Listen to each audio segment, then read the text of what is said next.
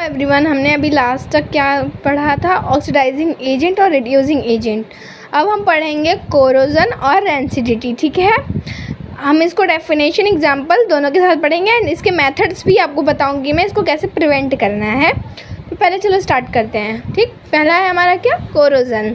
ठीक, जब मेटल हवा, पानी या मॉइस्चर के कांटेक्ट में आकर धीरे धीरे ख़राब होने लगता है उसे हम क्या बोलेंगे? कोरोजन। जैसे कि हम एग्जांपल लेते हैं डेली लाइफ में आयरन। जैसे हमने किसी लोहे को ला के रखा है, ठीक है, बारिश हुई उस पर, ठीक, और मॉइस्चर में गया, उस पर जंग लग गया तो क्या हो जाता है? कमज़ोर हो जाता है, अनयूजफुल हो जाता है हमारी लाइफ में। ठीक है, रस्टिंग की वजह से जो आयरन होता है बहुत ज़्यादा वीक हो जाता है तो ईजिली टूट भी जाता है। एग्जाम्पल ये देखते हैं, आयरन हो गया, उस पर ऑक्सीजन और वाटर पड़ा तो क्या हो गया? रस्ट हो गया। ठीक है, तो हम इसकी डेफिनेशन पढ़ लिया। अब रेंसिडिटी पे आते हैं। रेंसिडिटी किसे कहते हैं?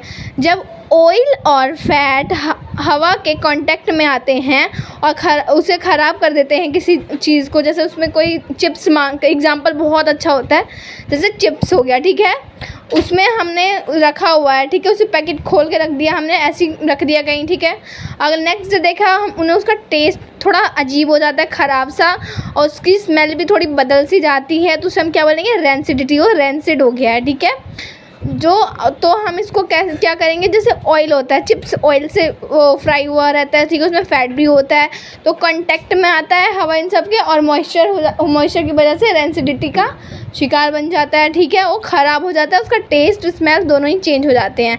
अब हम मेथड्स पढ़ेंगे कैसे रेंसिडिटी और कोरोजन को हम प्रिवेंट कर सकते हैं। ठीक है, methods to prevent corrosion and rancidity. ठीक है, पहला हम कोरोजन का पढ़ेंगे, कैसे उसको प्रिवेंट कर सकते हैं। पहला आता है इसमें पेंटिंग। हम अगर किसी जैसे लोहा है उस पर पेंट कर देंगे तो क्या हो सकता है? लॉन्ग टाइम तक रह सकता है हमारे साथ, ठीक है, सेफली। गैल्वेनाइजेशन कर सकते हैं, उसमें जिंक की लेयर्स चढ़ा सकते हैं, इलेक्ट्रोप्लेटिंग कर सकते हैं, हम एलॉय फॉर्मेशन कर सकते हैं, ऑयलिंग एंड ग्रीसिंग कर सकते हैं, और जो मेटल होता है उसको मॉइस्चर और एयर से दूर रख सकते हैं। प्लास्टिक कोटिंग भी कर सकते हैं, तो इससे क्या होगा? कोरोजन कम होगा। ठीक है, हम इससे प्रिवेंट कर सकते हैं कोरोजन को इन मेथड्स के यूज़ से। दूसरा आता है हमारा रेंसिडिटी। ठीक, रेंसिडिटी कैसे प्रिवेंट कर सकते हैं? अगर हम जैसे चिप्स को एयर टाइट कंटेनर या फिर किसी चीज़ को भी एयर टाइट कंटेनर में रखेंगे तो उसमें हवा मॉइस्चर आ नहीं पाएगा तो उसका टेस्ट होगा वही रहेगा, स्मेल भी वही रहेगी और ये सेफ भी रहेगा।